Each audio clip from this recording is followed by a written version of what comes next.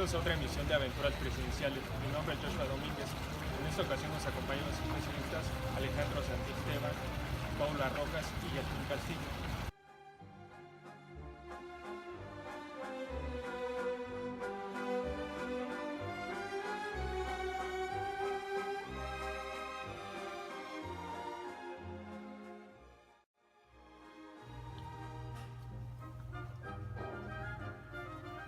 En este capítulo les hablaremos sobre un presidente muy enigmático, Adolfo Ruiz Cortines. Adolfo Ruiz Cortines destacó porque cuidaba mucho su figura presidencial, comenzando con su lenguaje, que siempre era respetuoso y muy propio. Además, transmitía una figura de autoridad.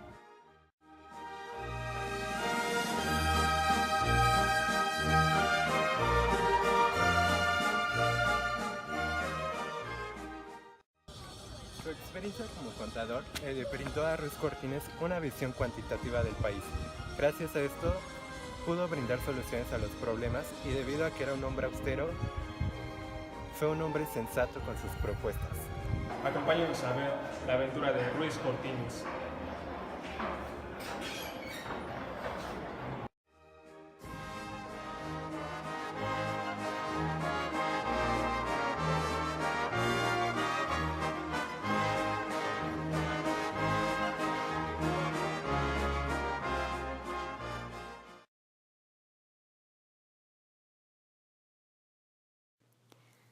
Adolfo Ruiz Cortines nació en diciembre de 1889 en el puerto de Veracruz. A los 15 años empezó a trabajar como contador en el mismo y desde entonces destacó por su habilidad con los números. En 1915 se unió al ejército constitucionalista para pelear contra Pancho Villa. Para 1926 se retiró del ejército y empezó a trabajar en el Departamento de Estadística del Gobierno, en donde permanecería hasta 1935 y empezó a los 45 años a trabajar en el puesto de oficial mayor del gobierno del entonces Distrito Federal. En 1936, cuando Miguel Alemán Valdés llegó a la gubernatura de Veracruz, Ruiz Cortines tenía ya una amistad firme con él y es así que apoyó su candidatura por el distrito de Tuxpan, en el que resultó electo en 1937. Manuel Ávila Camacho lo nombró tesorero general de su campaña y de ahí llegó a ser gobernador de Veracruz y se destacó por ser eficaz en lo que hacía.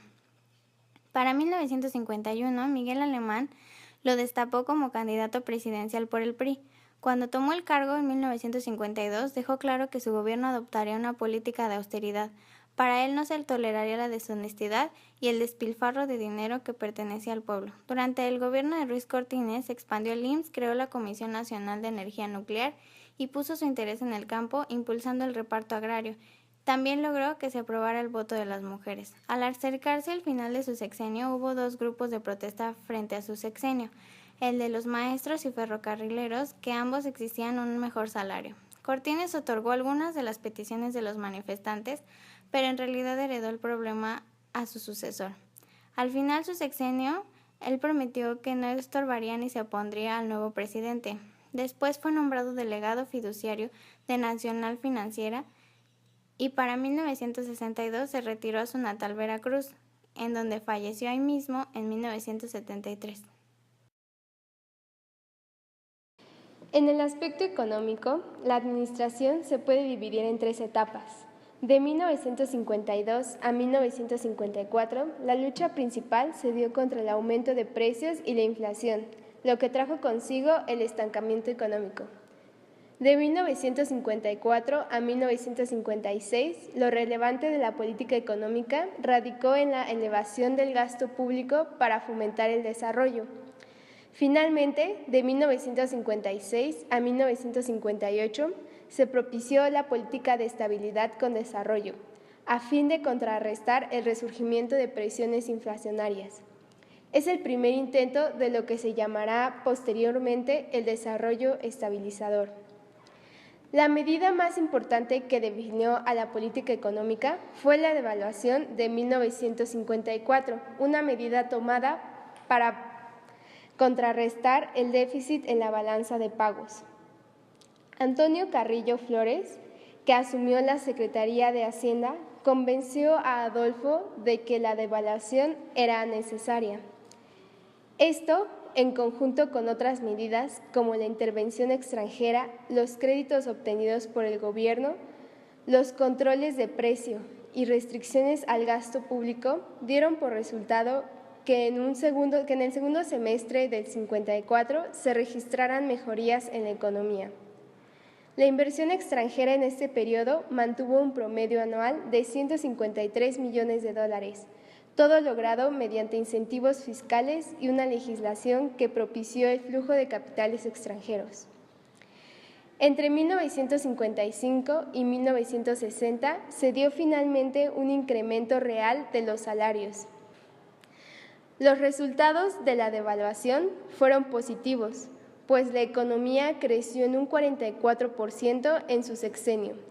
Mantuvo el tipo de cambio estable en 12.50 pesos y conservó las finanzas públicas en equilibrio, obteniendo un superávit en la relación ingreso-gasto en todos los años. Al iniciarse el gobierno del presidente Ruiz Cortines en diciembre 1 de 1952, las características esenciales del sistema político mexicano estaban ya establecidas. El partido dominante se había convertido en el Partido Revolucionario Institucional, PRI, y su fracción civilista se afirmaba después de haber excluido de su seno al sector militar en 1940 y haber quedado compuesto de 3 sectores: el obrero, el campesino y el popular. A ellos se integraba la mayoría de las organizaciones de trabajadores existentes en el país. Creadas y controladas por el Estado, estas organizaciones habían sido movilizadas para ser francas colaboradoras del proyecto de conciliación de clases que, apoyando la ideología de unidad nacional, era presentado por los dirigentes políticos como el mejor camino para lograr el desarrollo económico de México. Crecer ahora, redistribuir después, era la meta explícita del grupo gobernante, que veía con optimismo la posibilidad de que el avance de la industrialización resolviera a largo plazo los problemas sociales planteados. En cambio, los empresarios tenían una influencia muy grande sobre la acción del gobierno, aunque formalmente estaban excluidos de las instituciones políticas oficiales. Su fuerza se hacía sentir a través de sus agrupaciones, de sus contactos con altos dirigentes de la administración pública y por el peso mismo que tenían en el aparato productivo, así como en factores tan importantes como la acción política, como el control de los medios de comunicación masiva. En la vida política de México de los años 50 se encontrarán, pues, 2 grandes temas de interés prioritario. De una parte, la forma peculiar de que los dirigentes políticos utilizan las instituciones existentes con objeto de mantener la estabilidad. De la otra, los intentos de algunas organizaciones de trabajadores por modificar el status quo, y en particular el dominio de los líderes oficiales sobre los sindicatos. Asimismo, se han podido establecer diversas etapas durante las cuales los temas señalados se presentan con mayor o menor nitidez. La primera de ellas cubre los años de 1952 a 1954, cuando los fenómenos políticos sobresalientes son los relacionados con el mantenimiento de la estabilidad. El cambio sexenal permite observar tácticas características de los dirigentes mexicanos, como lo es popularizar la idea del nuevo presidente, habrá de encontrar solución a los problemas heredados de administraciones pasadas, o movilizar todas las organizaciones de trabajadores afiliadas al partido para dar apoyo incondicional al nuevo jefe de la nación. En esta etapa se observa también la forma en que se disuelve la oposición que se organiza durante las contiendas electorales y cómo se lleva a cabo la negociación controlada con el movimiento obrero. Al iniciar su sexenio, Adolfo Ruiz Cortines manda al Congreso la iniciativa de reforma al artículo 34. Ese artículo 34, el cual daba como reforma el voto a la mujer para así dar una igualdad y equidad ante la vida política y democrática del país, de lo cual se aprueba en el año de 1953 y se lleva a su primer ejerción por parte de las mujeres en las elecciones del año de 1955.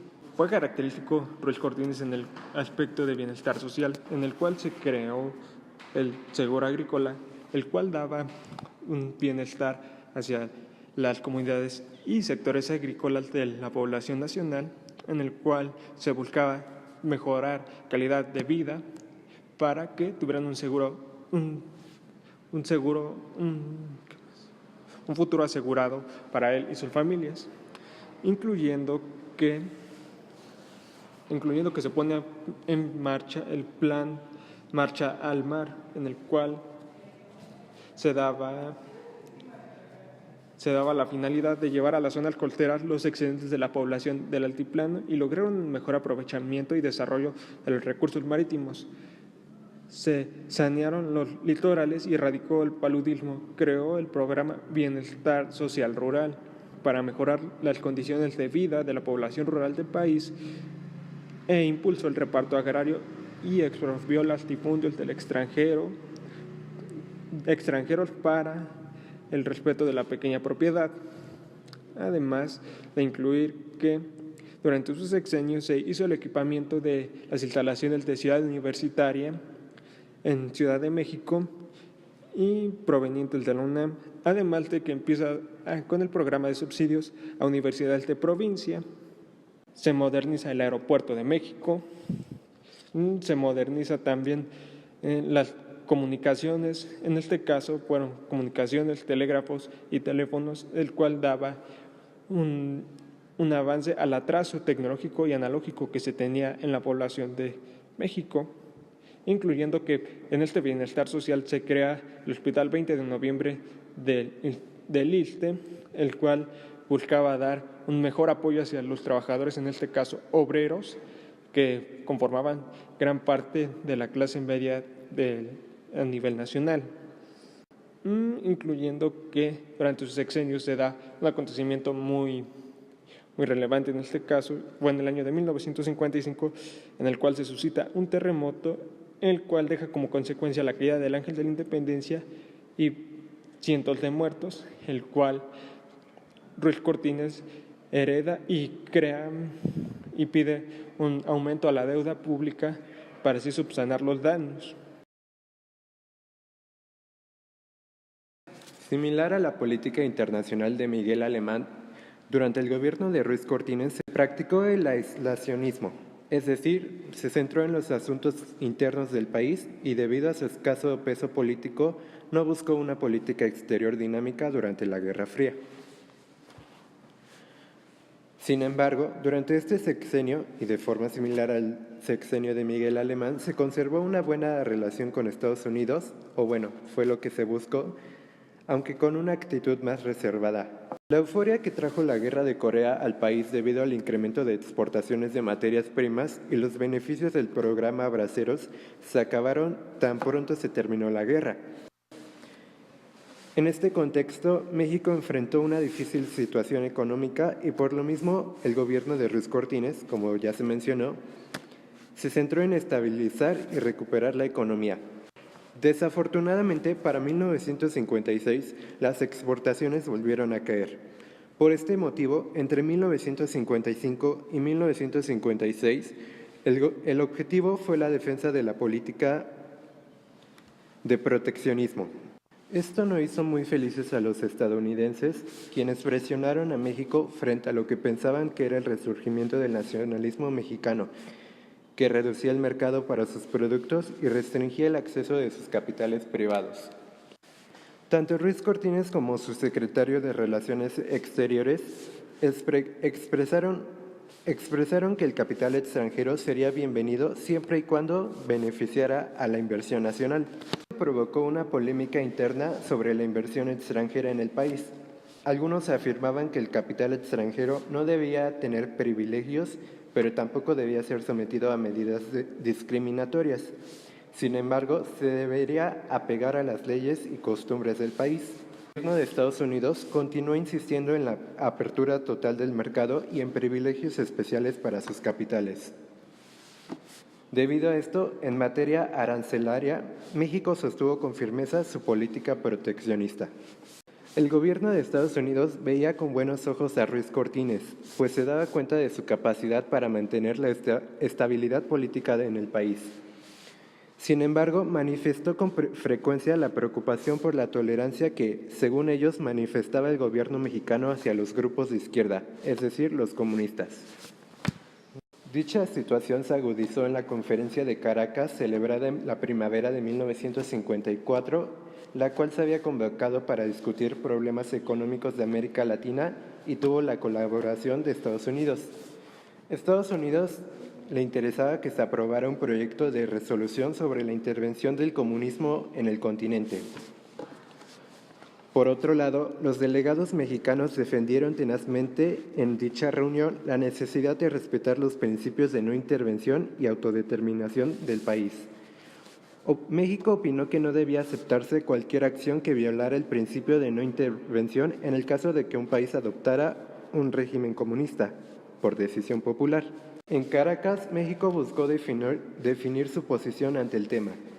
Este afán de delimitar la posición de México se debió principalmente a que se buscó atenuar los temores y el disgusto de Estados Unidos.